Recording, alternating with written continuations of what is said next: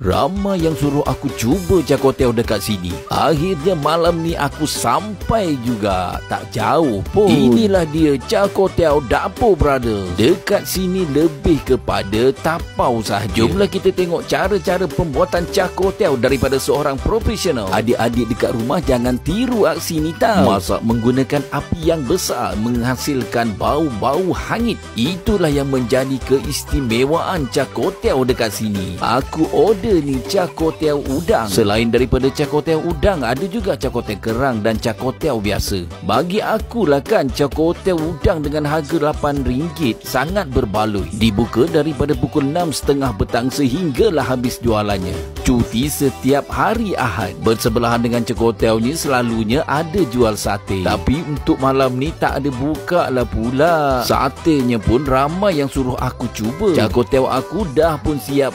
Kejap aja kan. Berasap-rasap lagi tu geng. Udang boleh tahan lah banyak, 4 ekor lah juga. Lokasinya senang aja geng. Berhampiran dengan Surau Jenaris Kajang. Atau nak lagi senang, berhadapan dengan Hardware. Kita orang minta kebenaran nak makan dekat sini aja. Jomlah kita tengok pemandangan yang indah ini. Menggoda kan? Kena makan panas-panas baru mantap geng. Untuk suapan pertama, memang seperti yang aku dah agak. Terasa hangit-hangit daripada kuali. Yang penting secukup rasa. Apa tunggu lagi geng? Boleh terus.